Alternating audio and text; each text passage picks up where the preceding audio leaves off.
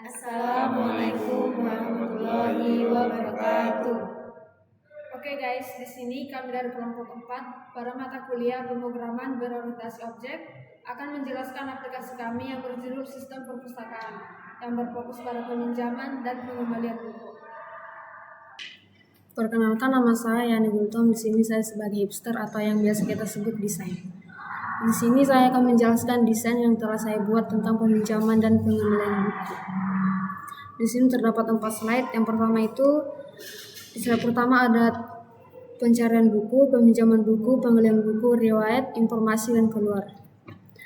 Di sini kita bisa mencari buku apa saja yang terdapat di perpustakaan Polbank. Setelah itu kita bisa meminjam buku dengan cara mengklik peminjaman buku. Nah, di dalam pengklikan peminjaman buku kita akan beralih pada slide kedua, yaitu di sini kita melihat detail buku yang akan kita pinjam. Nah, di sini judul buku, penulis, kode buku. Ketika kita ingin meminjam, kita akan terlebih dahulu disuruh untuk mengisi form peminjaman. Misalnya kita mengisi nama peminjam, NIM, tanggal peminjaman, dan tanggal kembali. Setelah itu bisa konfirmasi untuk peminjaman.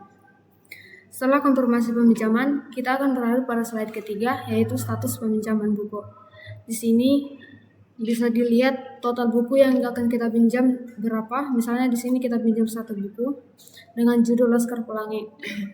Di sini terdapat beberapa kategorinya: judul, penulis, kode buku, dan status yang dipinjam, tanggal pinjam, dan tanggal pengembalian. Setelah itu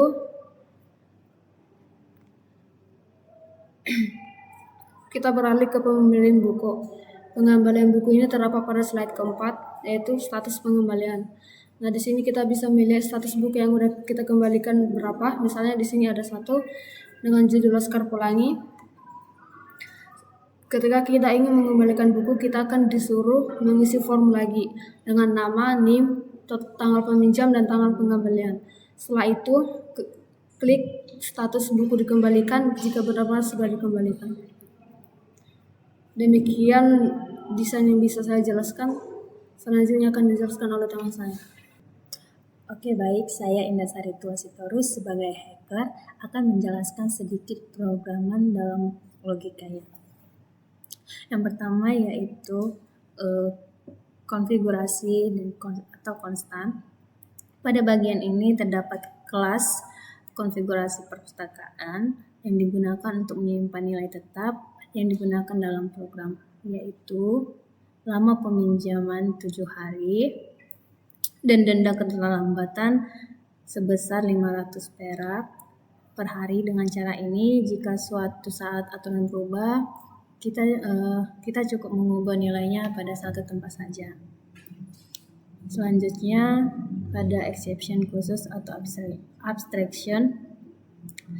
Kelas perpustakaan exception digunakan untuk menampilkan pesan error yang lebih jelas kepada pengguna. Misalnya, ketika buku sedang dipinjam, NIM tidak terdaftar atau kode buku salah.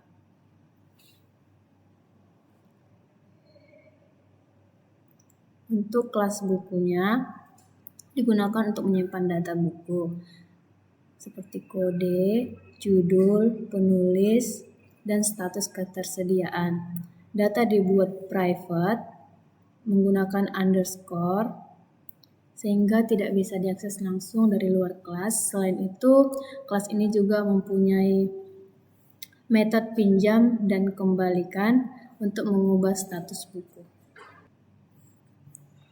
Selanjutnya, abstrak kelas transaksi merupakan kelas induk yang digunakan sebagai dasar untuk transaksi peminjaman dan pengembalian. Selanjutnya pada kelas pengembalian yang merupakan kelas turunan dari kelas transaksi juga. Kelas ini menyimpan data tanggal pengembalian dan jumlah hari keterlambatan, kemudian menentukan apakah peminjaman tersebut dikenakan denda atau tidak. Selanjutnya pada kelas denda. Pada kelas denda ini digunakan untuk menyimpan informasi denda. Perhitungan total denda dilakukan melalui factory construct. kalkulator, sehingga jumlah denda langsung dihitung berdasarkan jumlah hari keterlambatan dikalikan tarif denda per hari. Dan selanjutnya yang terakhir yaitu kelas perpustakaan service. Nah, inilah pusat dari logika program. Kelas ini mengelola seluruh proses seperti mencari buku, mencari anggota, menambah anggota, meminjam buku, mengembalikan buku, menghitung denda, serta menyimpan riwayat peminjaman dan pengembalian. Dengan memisahkan logika ke dalam servis, kode menjadi lebih mudah dan lebih rapi untuk dikembangkan.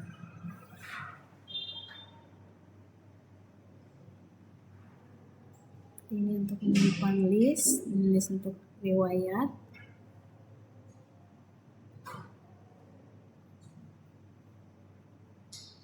Untuk mencari anggota, yaitu diurutkan dari sesuai dengan abjad.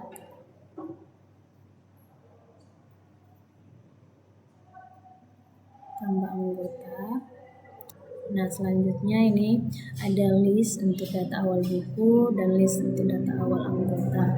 Karena kelompok 4 setuju tidak menggunakan database, jadi data buku dan data anggota disimpan dalam list ini. Jadi nanti jika kita membuka aplikasinya dan untuk menambahkan buku atau menambahkan anggota, dan ketika kita keluar aplikasi maka data tidak tersimpan. Apa yang sudah kita tambahkan itu tidak akan tersimpan karena tidak memakai database. Oke, baik. Terakhir pada program ini yang sudah saya jelaskan, diterapkan konsep Object Oriented Programming atau OOP, yaitu encapsulation pada penyembunyian data, abstraction pada abstract class dan exception, inheritance pada kelas peminjaman dan pengembalian, serta polymorphism melalui metode ringkasan yang di-override pada setiap kelas turunan. Terima kasih.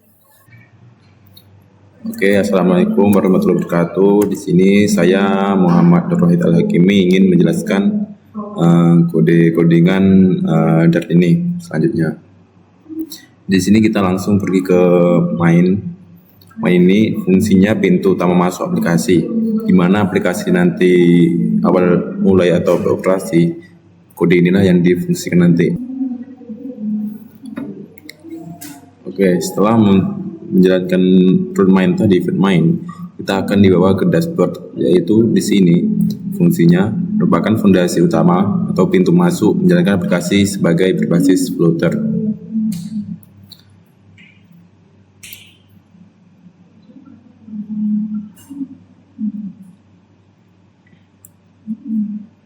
Nah, di sini teks ini sistem perpustakaan ini adalah tampilan awal di aplikasi tersebut, di mana ini sebagai judul aplikasi yang ada nanti di aplikasinya itu muncul namanya sistem perpustakaan. Dan tambah anggota ini, di sini kami membuat sebuah icon di atas cari. Di situ nanti ada seperti logo kecil, logo yang fungsinya untuk menambahkan anggota baru. Nah, pada setbook title ini, di sini fungsi kode ini adalah fungsi di mana untuk mencari buku atau kita bisa melihat buku tersebut. Selanjutnya di sini di concept book, di sini build menu big button di sini, mana ini menu-menu yang ada di aplikasi tersebut seperti menu peminjaman buku, menu pengembalian buku, menu riwayatnya, menu informasi development, dan untuk keluar dari aplikasi tersebut. Di sini tampilan peminjaman. Di sini terdapat seperti form peminjaman, kode buku, NIM dan ID anggota. Di NIM ID anggota nanti muncul seperti masukkan NIM anggota yang ingin meminjam buku, sepertinya contohnya saya ingin meminjam buku, saya memasukkan NIM saya ke dalam sini nanti, diketikkan di sini NIM saya. Dan tanggal peminjaman dan pengembalian ini, date time now at consideration, ini otomatis di mana kita meminjam diatur sehingga seminggu. Bisa kita minjam Senin ini, itu akan diatur tanggal pengembaliannya Senin depan. Oke. Di white build screen status riwayat ini adalah seperti tampilan yang di riwayat tersebut. Oke, kita lanjut ke helper ini. Di kode ini semua itu berfungsi membantu supaya menu-menu yang di atas kita sebelumnya sudah jelaskan tadi itu berfungsi semua. Seperti judul, select buku ini, penulisnya, kode buku. Kemudian itu membantu semua tersusun rapi dan berfungsi secara dinamis, lengkap dengan fungsi opsi tombol hapus dan status ketersediaan buku. Dan di show info development ini, di mana informasi aplikasinya tersebut. Di sini nama aplikasi perusahaan. Di sini isi informasi development, di mana pembuat aplikasi ini memberikan seperti sebuah penjelasan sedikit tentang aplikasinya di show info development ini. Oke, segitu saja penjelasan saya. Semoga mudah dipahami. Maaf jika ada salah kata seperti terbata-bata dan lainnya. Assalamualaikum warahmatullahi wabarakatuh. Perkenalkan, nama saya Indra Shaila. Di sini saya sebagai hoster. Nah, di sini saya akan menjelaskan bagaimana kerja dari aplikasi sistem perpustakaan.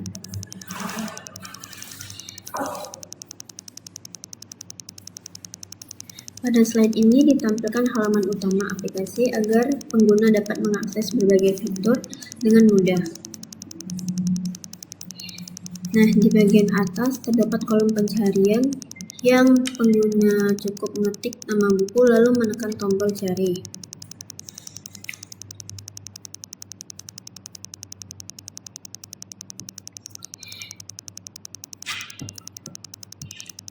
Di bawahnya terdapat menu sirkulasi dan transaksi yang berisi proses utama dalam pengelolaan perpustakaan, yaitu peminjaman buku, yang dimana digunakan untuk mencatat transaksi peminjaman buku oleh anggota. Dan yang kedua yaitu pengembalian buku, digunakan untuk mencatat pengembalian buku sekaligus mengecek keterlambatan jika ada. Nah, yang pertama kita masuk ke menu peminjaman buku.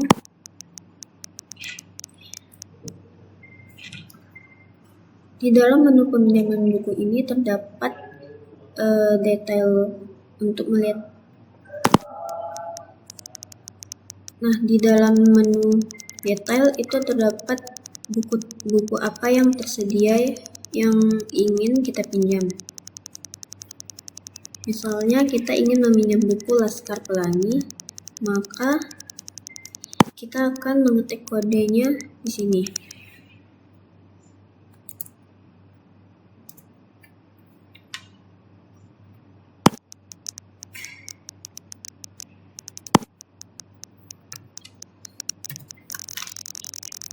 Lalu kita masukkan NIM anggota atau ID anggota.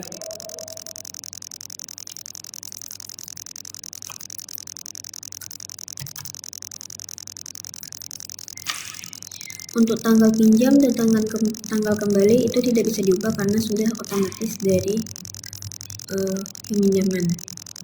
Lanjut, kita mengklik konfirmasi peminjaman. Nah, maka peminjaman buku akan berhasil. Selanjutnya kita masuk ke menu pengembalian buku. Di dalam menu pengembalian buku ini, kita masukkan kode buku yang kita pinjam tadi.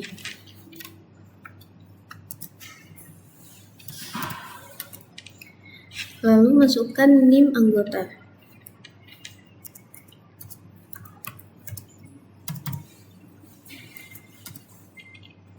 Lalu kita klik konfirmasi dikembalikan. Nah, maka buku akan berhasil dikembalikan. Selanjutnya, terdapat menu riwayat yang berfungsi untuk melihat data transaksi, peminjaman, dan pengembalian yang pernah kita lakukan. Maka kita akan klik menu status riwayat. Nah, di sini terdapat riwayat kita peminjaman buku,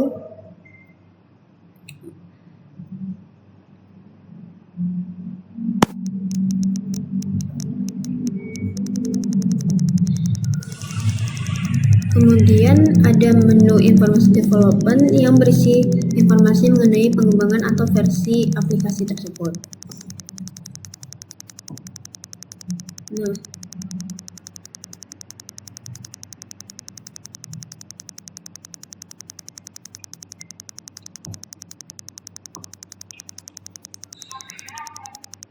terakhir terdapat tombol keluar yang digunakan untuk menutup aplikasi atau keluar dari akun.